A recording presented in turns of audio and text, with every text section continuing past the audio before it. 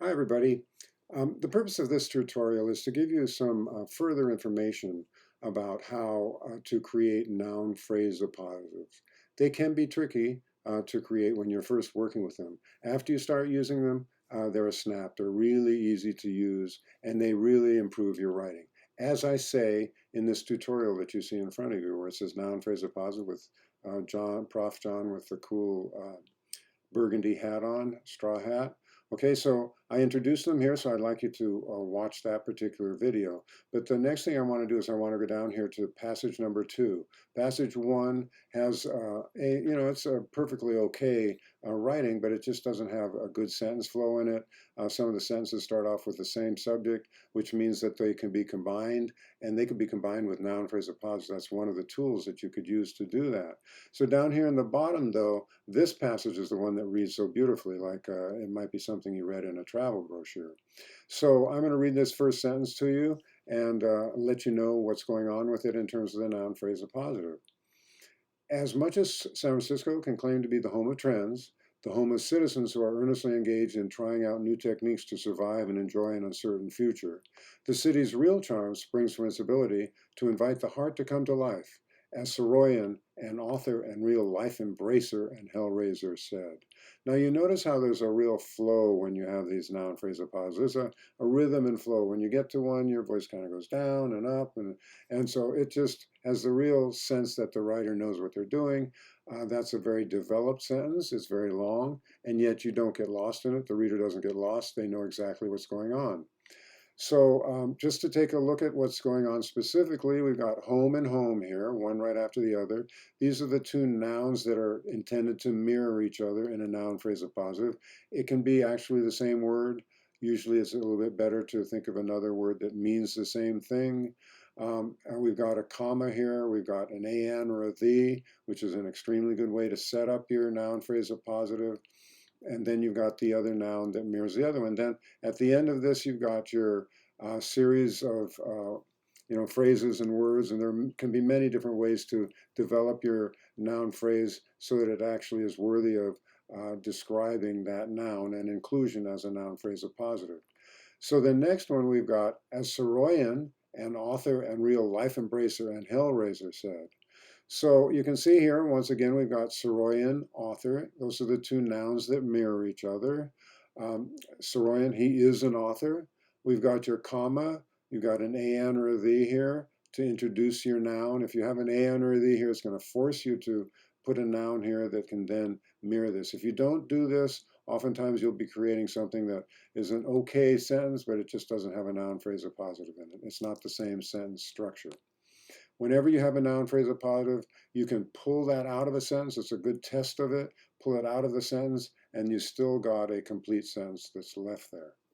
So what I'd like to do now is to show you quickly a way that you could work with a couple of sentences in revision, because a lot of the times when you're going to be working with this until you get the hang of it, you might be revising something that you've written already and creating noun phrasal pauses to give you much better sentence flow for your writing. So I've got here in example 1, I've got 3 sentences that I can combine to each other.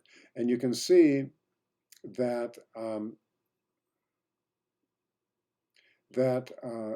each of them have words that have the same thing in it. We've got corporations here, we've got the educational system here. So we've got a situation where these are ripe to be combined. So what I can do is I can highlight the last part of this, and I can drag it up here with corporations, and I can put my comma in here, and I can put my comma after it. They need to be bracketed with commas.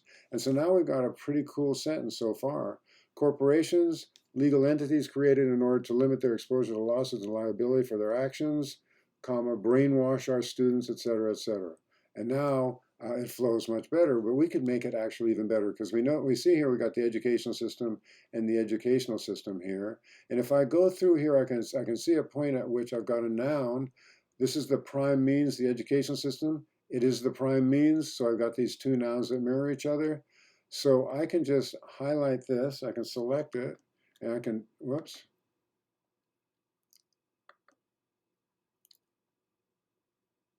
select this, and I can drag this up after education system. I can put my comma in there, and I've got a really cool sentence now. So, brainwash our students and the general public partially through control of the educational system, the prime means by which the public creates its sense of the political spectrum, sense of history, and issues that affect our communities and the world. Wow, now that's a really cool sentence. It really goes on for a ways, but you don't lose yourself in it. So let's try another one. And down here, I'm talking about race. We know we've got in this class, we've got our second unit has to do with the writing an essay about race. So I say the wealthy white ruling class created race in order to maintain control over society and garner the vast majority of the wealth in this country. So now I've got here race and race. I've got these two things that mirror each other. So I could just highlight this and I can drag it up and I can include it in the first part, right after race.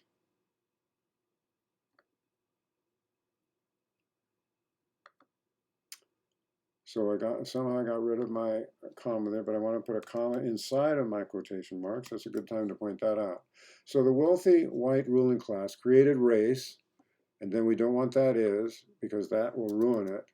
Created race, a social construct that designates all people of color into a hierarchy of worth from the darkest at the bottom to the whitest at the top in order to maintain control over society and garner the vast majority of the wealth in this country. Now we've got it. Now we've got a really cool sentence, and we've added a noun phrase appositive to it, so it works extremely well. Okay, so you got a better idea for how to use these. We're going to be working with them in about a series of about 4 or 5 different homeworks and an exam at the end of it. So have fun with it and start to use it in your writing. You'll really find that it improves your writing a great deal. Thanks for listening.